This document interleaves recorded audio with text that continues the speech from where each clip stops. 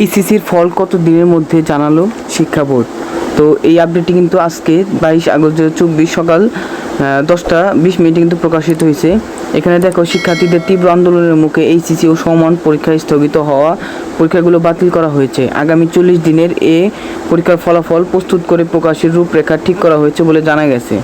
বুধবার আন্তঃশিক্ষা সমন্বয়ক বোর্ডের বিশেষ সভায় প্রাথমিকভাবে এ রূপরেখা ঠিক করা হয়েছে। বৈঠকে উপস্থিত একাধিক শিক্ষা বোর্ডের পরীক্ষা নিয়ন্ত্রক বিষয়টি নিশ্চিত করেছেন। বৈঠক সূত্রে জানা গেছে যে বিষয়ের পরীক্ষাগুলো হয়েছে কিন্তু ব্যবহারিক পরীক্ষা হয়নি। ওই বিষয়গুলোর ব্যবহারিকের নম্বর সাবজেক্ট ম্যাপিংয়ের মাধ্যমে হতে পারে। আসলে পরীক্ষা নিয়ন্ত্রক ও সিস্টেম অ্যানালাইসিসদের প্রস্তাবনা বা তাতে অনুমোদন পাওয়ার আগে এ বিষয়ে চূড়ান্ত কিছুই বলতে অপারগতা প্রকাশ করেছেন পরীক্ষা নিয়ন্ত্রকেরা। তারা বলছেন, 2020 সালের এইচএসসি পরীক্ষার ফল সাবজেক্ট ম্যাপিংয়ের মাধ্যমে দেওয়া হয়েছিল। 2021 সালেও 3টি বিষয়ের পরীক্ষা নিয়ে অন্যান্য বিষয়গুলোর ফল সাবজেক্ট ম্যাপিং করে দেওয়া হয়েছিল। তাই আমাদের সামনে 2টা উদাহরণ রয়েছে। সেই অভিজ্ঞতার আলোকে একটি প্রস্তাবনা তৈরি করতে সব পরীক্ষা নিয়ন্ত্রকের বলা হয়েছে। আমরা তা প্রস্তুত করে জমা দেব। এই বিষয়ে ঢাকা মাধ্যমিক ও উচ্চ মাধ্যমিক শিক্ষা বোর্ডের পরীক্ষা নিয়ন্ত্রক অধ্যাপক মোহাম্মদ আবুল বাশার বলেন, যে প্রক্রিয়া ফল প্রস্তুত করা হোক না কেন, পরীক্ষার্থীরা যেন সর্বোচ্চ সুবিধা পায় সেভাবেই সিদ্ধান্ত নেওয়া হয়েছে।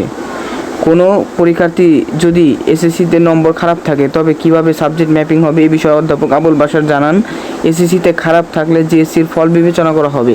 জিএসসিতে খারাপ হলে যে 7 বিষয়ে পরীক্ষা দিয়েছে সেগুলোতে কেমন ফল করেছে সেটিকে গুরুত্ব দেওয়া হবে। সর্বোপরি যেখানেই শিক্ষার্থীদের সর্বোচ্চ বেনিফিট দেওয়া যায় আমরা সেটি দেব।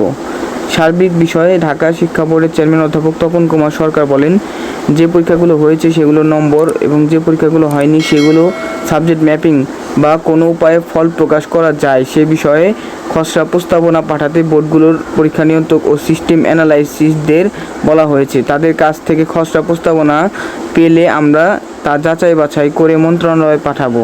মন্ত্রণালয়ের কাছ থেকে চূড়ান্ত অনুমোদন পাওয়ার পর ফল প্রকাশ করা হবে।